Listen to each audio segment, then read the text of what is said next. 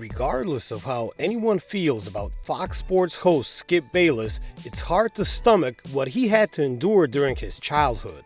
Bayless, who has talked about his father multiple times on air, isn't shy to open up about his brutal and abusive past. His father was an alcoholic who resorted to physical abuse, while his mother never gave him the love every child deserves.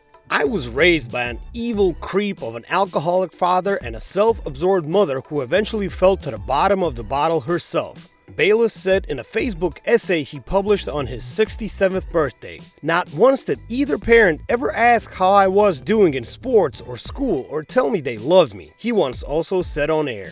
Before Bayless discovered his passion for sports or any form of escapism, he had to deal with his alcoholic and abusive father, John Bayless, daily.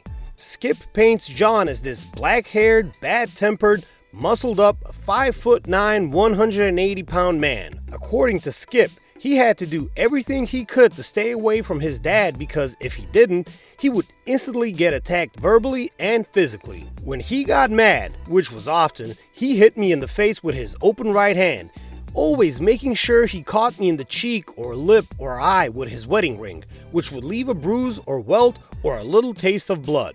Freud would have a field day with that.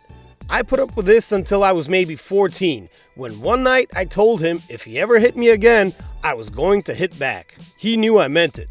I was big for my age. That was the end of the wedding ring wounds. He was nothing but a coward of a bully, Bayless said.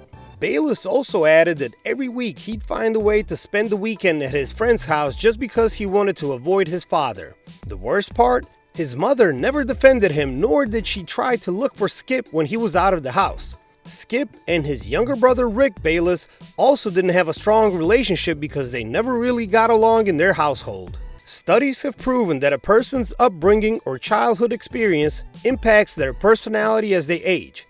If you connect the dots, it makes sense why Bayless comes off of this ruthless analyst who bullies athletes to an extreme level. No, this isn't, by all means, an excuse for the 70-year-old sports journalist, but it would make sense to think how his brutal childhood shaped him into the way he is today.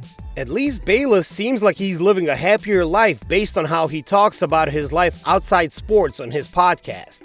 He might not be the most enjoyable sports personality to watch, but love or hate him, it's great to know that he no longer lives a life that's full of abuse and harassment. At the end of the day, not a single human on this earth deserves to be in Bayless' childhood situation.